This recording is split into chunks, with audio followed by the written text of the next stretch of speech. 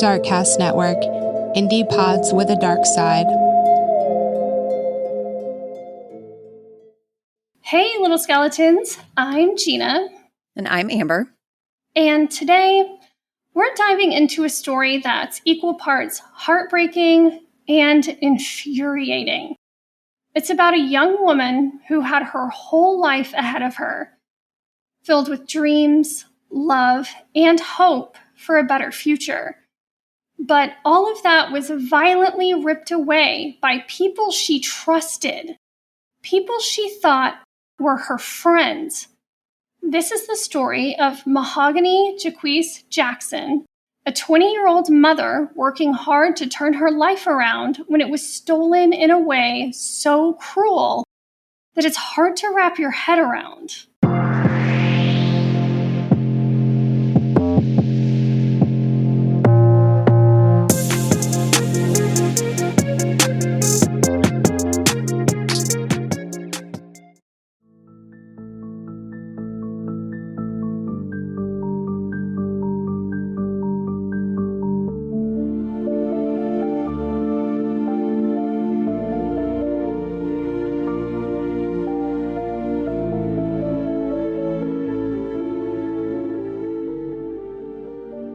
Let's start with Mahogany's childhood.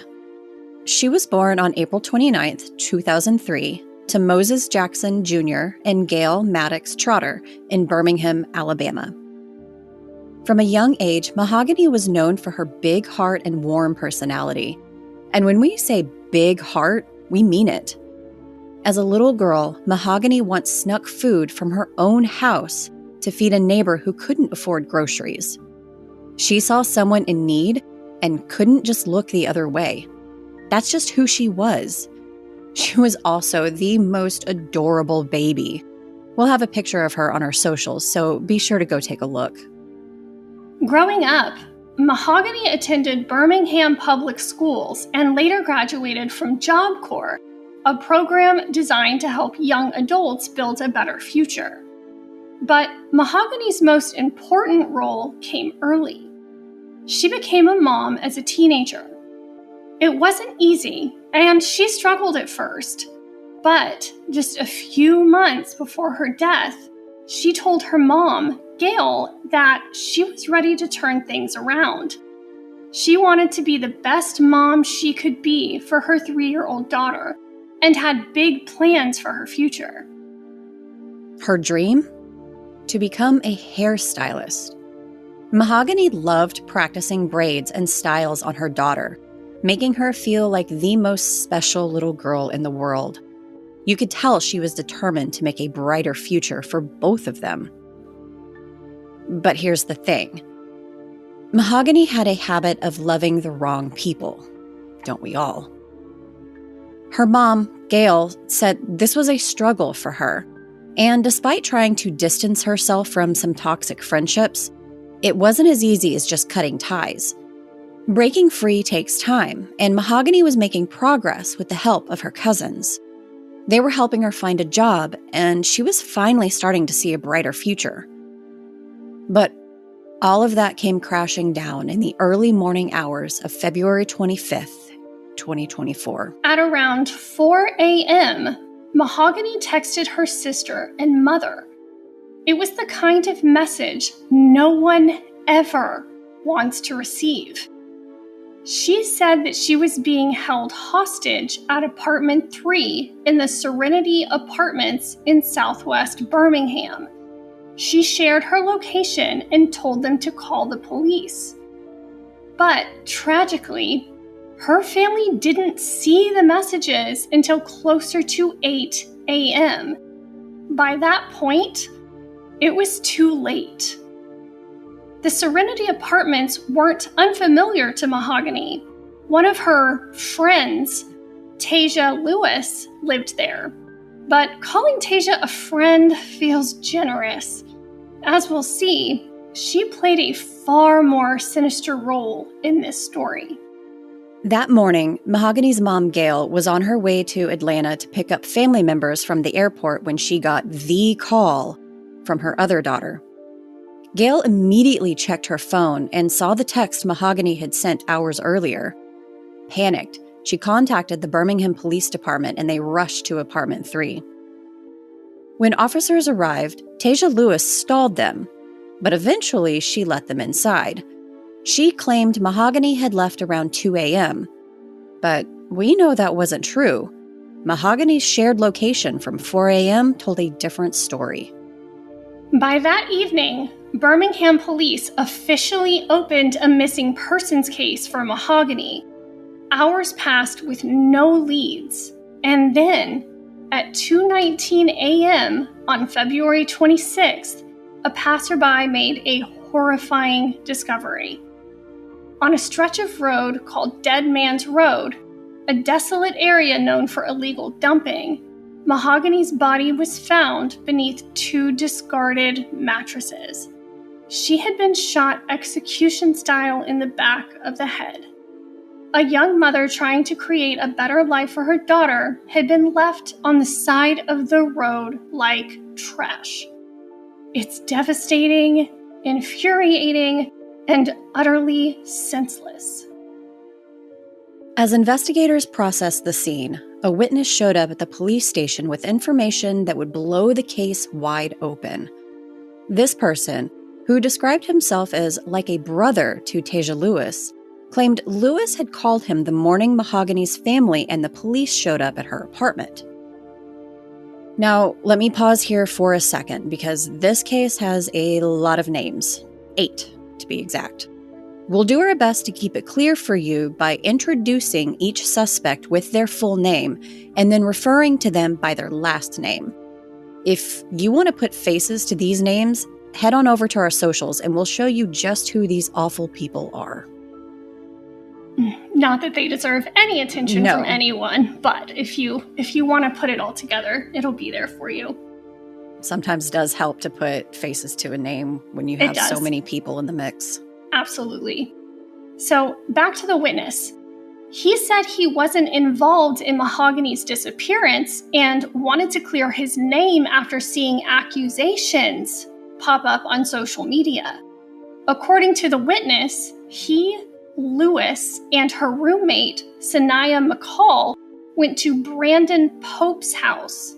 There, they met Frances Harris, who allegedly confessed to killing Mahogany and even showed the witness her body. What's even more horrifying is that much of Mahogany's assault was recorded on the suspects' phones. You heard that right. Videos of her brutal treatment exist, providing investigators with a chilling look at what she endured. And you know what's gross, but maybe good for some people is that these videos are still available online. And while researching, I did come across a couple of links, which I didn't click because I personally couldn't handle watching anything like this. And I do hope it gets removed for the sake of her family. Right. Because nobody needs to watch this assault that happened on this 20-year-old girl. Because her parents and the rest of her family don't need people seeing the last hours of her life. That's not how they want her remembered. No, not at all. So here's what we know. According to AL.com, tensions escalated after Mahogany allegedly stole a gun from someone in this group, which was later stolen back. On the night of Saturday, February 23rd, Mahogany went to Pope's house with several of the suspects. According to the suspects, Mahogany was still mad about the stolen gun and confronted several people at Pope's house. Witnesses, who are also the suspects, said Mahogany took a gun, this wasn't the gun in question, and forced Pope to strip in front of the group to prove he didn't have her things. He didn't. But the humiliation reportedly led Pope to say, "Kill her or do something to her." And that's when everything spiraled out of control.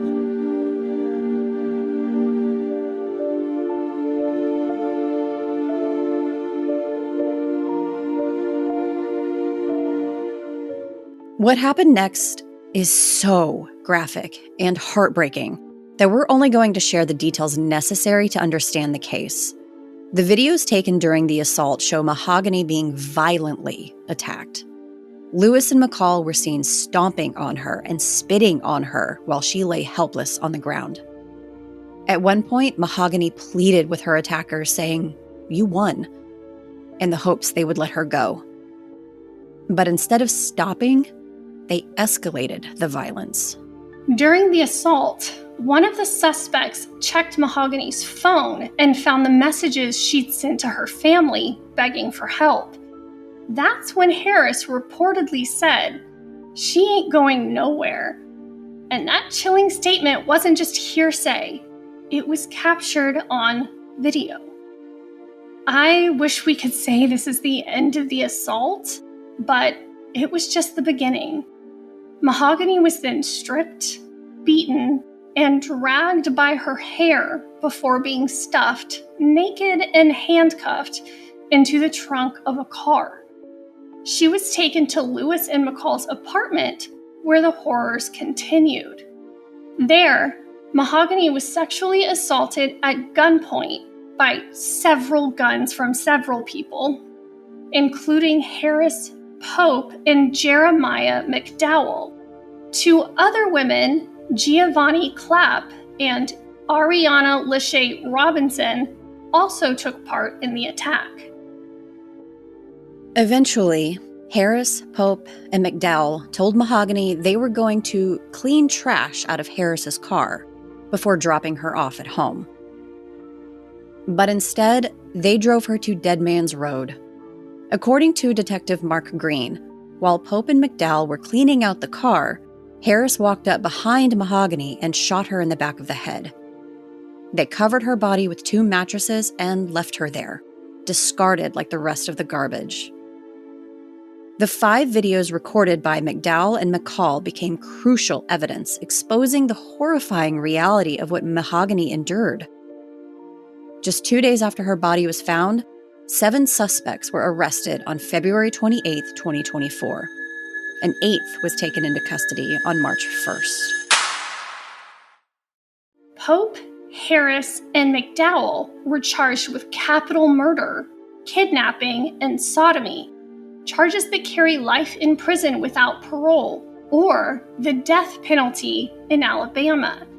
The other suspects, including Tasia Lewis, Giovanni Clapp, Sanaya McCall, Blair Green, and Ariana Robinson, initially faced felony murder charges. In the weeks that followed, a grand jury reviewed the overwhelming evidence, and in September of 2024, capital murder charges were filed against all 8 suspects. Mahogany's mother, Gail, attended every court appearance, vowing to see justice served for her daughter. She told reporters, "It does my heart good to see our justice system working on behalf of my daughter."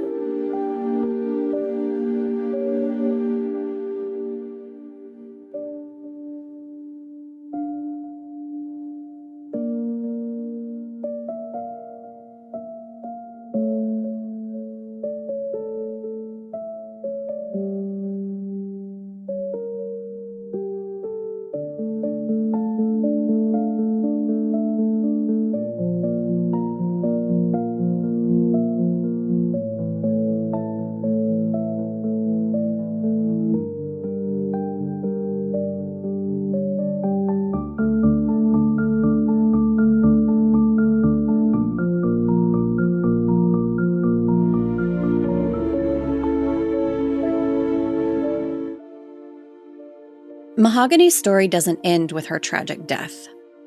Her 3-year-old daughter will grow up surrounded by the love and stability of Mahogany's mother, brother, and sister-in-law. On February 29, 2024, family and friends gathered for a candlelight vigil and balloon release to honor her memory. Her funeral took place on March 2nd at CBF Ministries in Birmingham. Mahogany deserved so much more than this. She was getting her life on track, looking for a stable job, and trying to support her little family. It's awful that she didn't get the chance to fully sever ties with the people who were keeping her from achieving those goals. The same people who ultimately ended up killing her. A trial date hasn't been set yet, but we will continue to follow Mahogany's case and share updates as we learn more. This is just such a tragic case that was completely preventable. And I know a lot of people are going to have opinions about what happened, Mahogany's actions, yada yada. But at the end of the day, she was a 20-year-old woman just trying to better herself for her daughter.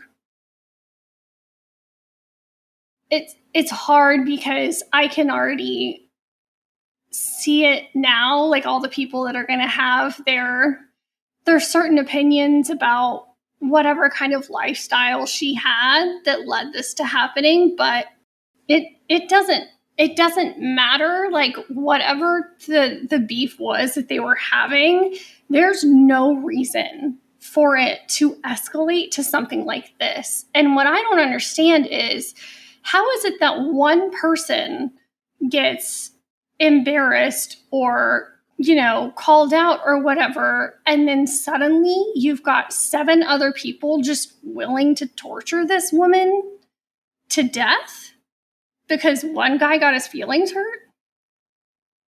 I hate to say it, but like sheep mentality. One person's the ringleader, they're going to do whatever. Yeah, no, there's literally nothing that Mahogany had done in her lifetime that justified the actions of them, of what happened to her. There's no reason. No, absolutely not. Everybody's entitled to their opinion, even if it's wrong. Everybody's entitled to their opinion, but at the end of the day, she did not deserve what happened to her. No, not at all. And I was thinking about this earlier, actually, in the sheep mentality thing, like you mentioned.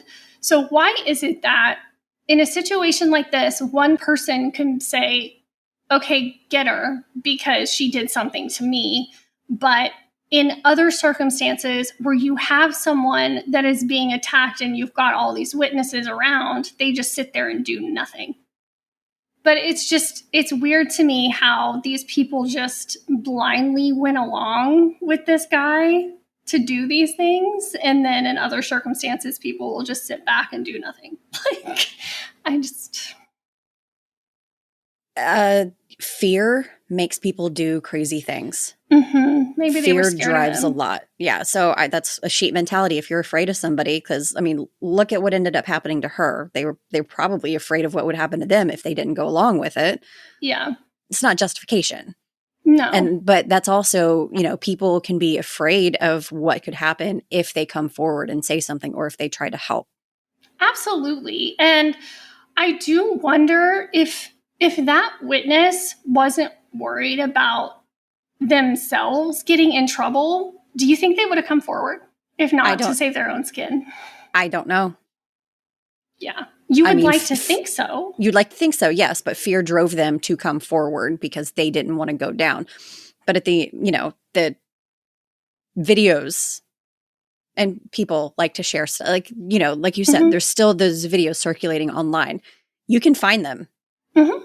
It would have been a matter of time, even if that witness hadn't come forward, it would have been a matter of time before those videos had surfaced and they would have been able to nail him anyway. Absolutely. And it just goes to show how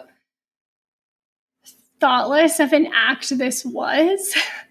If they are actively recording themselves doing this thing and then telling other people about it and telling other people that there are videos, it's like, okay. Some people just think they're untouchable. Yeah. And I definitely think that's probably what was happening here. And I did do some research about Birmingham, and there's a whole history about Birmingham that we could get into, as far as race things and culture and everything and the struggles they've had for decades. It is a hard place to live. There's not a lot of opportunities for people. The poverty rate is 107% higher than the national average in Birmingham. And 60 out of every 1,000 people are victims of crime every year. in this city that has less than 200,000 people in it. That means your chance of being a victim of either a property crime or a violent crime is 1 in 17. It has one of the highest crime rates in the country. It's a very unsafe place to be because there are not a lot of opportunities for people in this city, so they have to do other things that aren't necessarily super above board to support themselves. And you can't blame them for that. But with that comes all of these other things. Mm-hmm. And I don't know if it's because of what happened to Mahogany or if she was just part of the reason that they started doing this, but in May of this year, it was announced that the Birmingham Police Department was partnering with Alabama Power, like the power company, to install 330 cameras across the city to aid law enforcement in fighting crime. So these cameras will have license plate readers and real-time monitoring, so the law enforcement can actually sit and watch these cameras to see what's actively happening around the city. And this gives them the ability to more quickly apprehend people. And this is apartment complexes, business is everything. And they decided to do this because of a recent study that showed around 700,000 crimes are solved every year with the help of cameras. And they're hoping that if people in the town know that they're being watched, that they won't do They'll things. think twice. Yeah. Yeah. So you can only hope that brings some sort of relief as far as like the crime and people feeling unsafe there. But I mean, it doesn't solve all the other issues that they've got. Yep.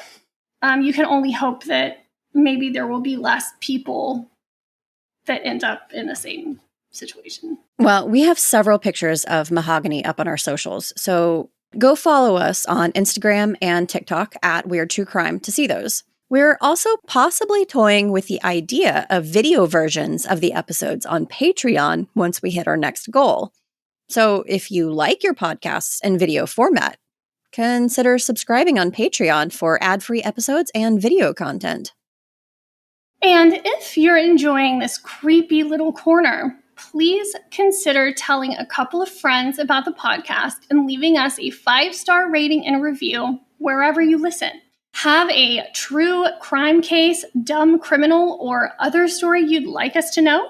Fill out the contact form on our website, weirdtruecrime.com, or email us at weirdtruecrime@gmail.com. We'll be back next week with a lighter episode that may or may not be holiday themed. So until next time, stay safe. And make good choices. Bye. Bye.